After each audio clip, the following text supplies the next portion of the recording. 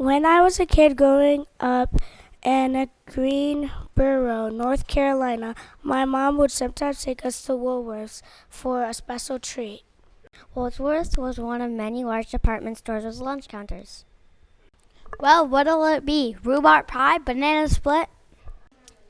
Nope, we'll have the usual. That's right, the usual.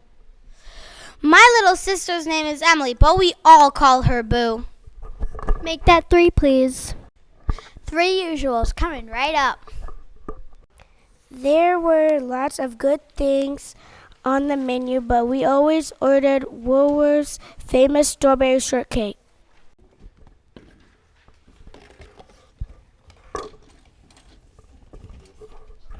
Slow down, Boo, you're making a mess. We loved Woolworths on that particular day, though something unusual happened. 4 African American college students sat down at the lunch counter. Though African Americans were allowed in the stores, they weren't allowed to sit at the lunch counter. This was the way it was in many states in America's South.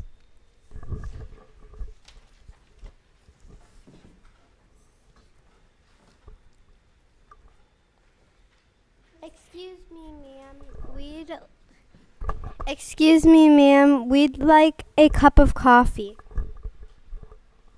And how about some shortcake? You know you're famous for your shortcake. Now, boys, you know we don't sit black people here. Pardon me for asking, ma'am, but why is that? That's the way it is. If you don't like it, you can leave. You know very well that it's the same everywhere else. Because of rules called Jim Crow laws, African Americans were banned from many places, especially restaurants. Often, they weren't allowed in the same parks, beaches, hospitals, or even churches as white people. We don't think it's right.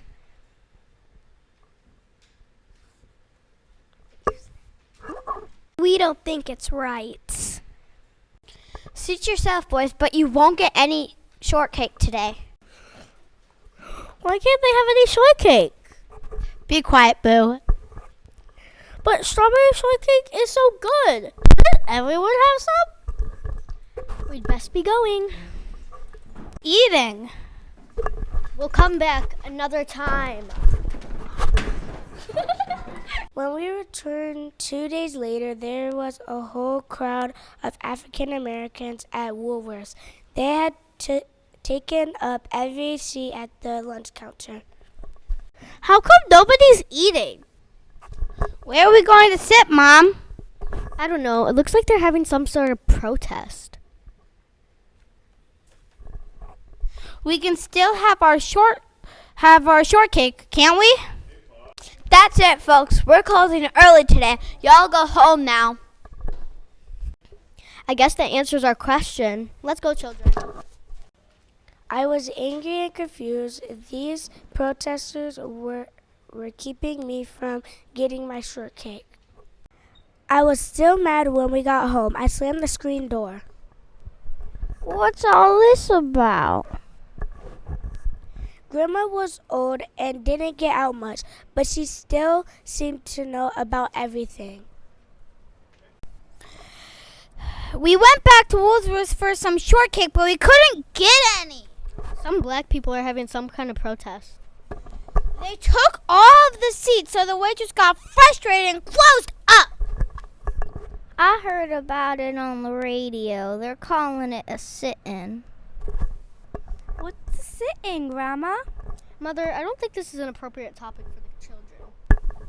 Don't be silly, Boo. A sit-in is a kind of protest. They're protesting because black people aren't allowed to sit at lunch counters. They don't think it's fair, and I agree. I wish they picked another Woolworth.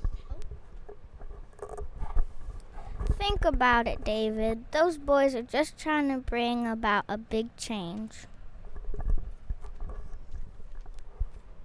By sitting at a lunch counter? That's right. In 1955 in Montgomery, Alabama, Rosa Parks refused to give up her seat on a bus to a white person. She helped start what we call the Civil Rights Movement, the fight for equal treatment for African Americans. Did she want shortcake too? No, Boo. She wanted respect and equality, and that's what the people at Woolsworth want.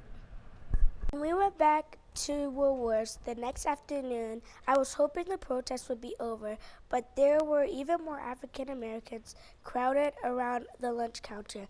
We were just about to turn around when two white men pushed through the crowd. They came up behind one of the protesters. Listen here, fella. My friend needs a stool. I'm sorry, the seat's taken. Where do you come off talking to us that way? You don't even belong here. Can't you read the sign? Whites only. I'm a paying customer just like anybody else. Well, pay for this. I couldn't believe it. The man unscrewed the top of a sugar jar and slowly poured the sugar over the protester's head. Protesters were often attacked by whites opposed to equal rights for African Americans. Hey, waitress, what'll that cost him? Didn't you hear me the first time? My friend needs a stool. Isn't anyone gonna help him? I was convinced the protesters would fight back. My mom picked up Boo and started inching toward the door. But the protesters were inspired by Dr. Martin Luther King Jr. He was a leader in the fight for equal rights for African Americans. Dr. King believed that all protests must be peaceful no matter what. Sir, I don't want any trouble. Then get out of my seat. The man's friend yanked the protesters off the stool and threw him on the ground. You want to take a swing at me? The protester quietly climbed back into the stool. I was relieved to see a police officer rushing through the crowd. You're under arrest.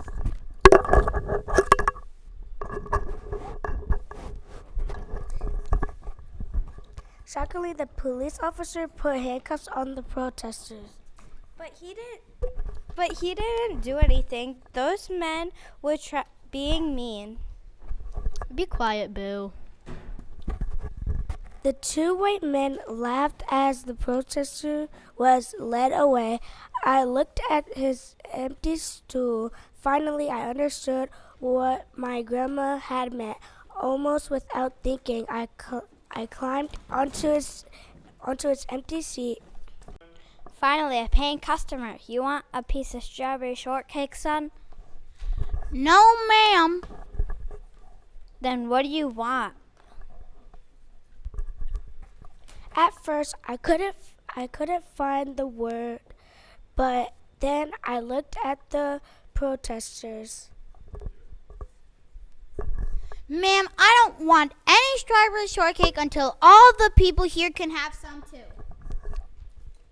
Thank you, young man.